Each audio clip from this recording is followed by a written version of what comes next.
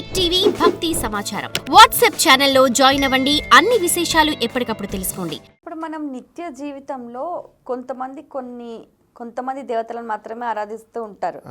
వాళ్ళ కుల దేవతనో ఇష్ట దేవతనో ఆరాధిస్తూ ఉంటారు. ఆరాధించని దేవతలు కూడా వీళ్ళకు దర్శనం ఇస్తూ ఉంటారు. అది నాకు విచిత్రం అనిపిస్తుంది. అసలు ఎలా సాధ్యం? అంటే తల్లి, ఆరాధించని దేవతలని ఆరాధించేటువంటి దేవతలని ఉండరు. దేవతా స్వరూపం ఎప్పుడు ఒకటి. పరిపరి రూపాలలో మనకు దర్శనమిస్తారు. ఒక వ్యక్తిలో ఉన్నటువంటి అనేక భావాలు, అంటే మనలో కోపం వస్తే ఎలా ఉంటాం, ఆనందం వస్తే ఎలా ఉంటాం, చికాకు ఉంటే ఎలా ఉంటాం, ఒక పగతోటి ఉంటే ఎలా ఉంటాం, ప్రతీకారం తీర్చుకోవాలంటే ఎలా అయితే ఉంటామో, దేవతా స్వరూపాల్లో కూడా ఇదిగో ఈ స్వరూపంతో నువ్వు నన్ను పూజ చేస్తే నీకు ఇలా కనిపిస్తాను అని చెప్పి ఆ ఉగ్రానికి ఉగ్రమంత్రము, శాంతానికి శాంతమంత్రము, సౌమ్యానికి సౌమ్యమంత్రం అని చెప్పి అనేక విధానాలు మనకు ఉన్నాయి. దాని ప్రకారమే మనం ఆరాధించేటువంటి విధానాన్ని బట్టి మనకు ఆయా దేవతలు ప్రసన్నమయ్యి ఆయా దేవతల యొక్క అనుగ్రహాన్ని పొందుతుంటాం. అయితే దేవతను నేరుగా కూడా ఏ మంత్రంతో పలికించలేం.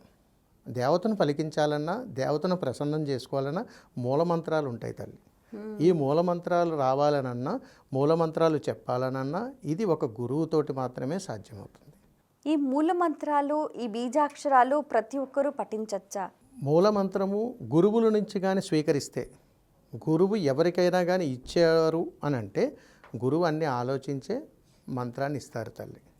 అందుకని గురువు నుంచి స్వీకరించినటువంటి అర్హత ఉంది అని అంటే ఎవరైనా పఠించవచ్చు. ఇది వాళ్ళు వీళ్ళని, పేద గొప్ప, చిన్న పెద్ద అని తారతమ్యం లేదు తల్లి. అందుకని గురువు నుంచి ఇచ్చినటువంటి మంత్రాన్ని పఠించినటువంటి వారికి దేవత ఉపపరివార దేవతలు దర్శనమవుతుంటుంది. మన ఉపపరివార దేవతల దగ్గర ఆగిపోయే దేవత దర్శనం అయిపోయిందని ఆనందపడిపోతూ ఉంటాం. అందుకని ఏదైనా దేవాలయానికి వెళ్ళగానే అక్కడ కావాల్సినటువంటి సపర కార్యక్రమాలన్నీ చేసి మనం బయటికి రాగానే చాలా ప్రశాంతంగా ఉందని అనుకుంటాం. అసలు దేవత దగ్గరికి రాగానే రెండు కళ్ళు మూసుకుని నమస్కారం చేసుకుని బయటకు వచ్చేస్తుంటాం. అందుకని ఆత్మానందము, ఆత్మానుభూతి మంత్రానికి అతీతమైన శక్తి ఉంది తల్లి.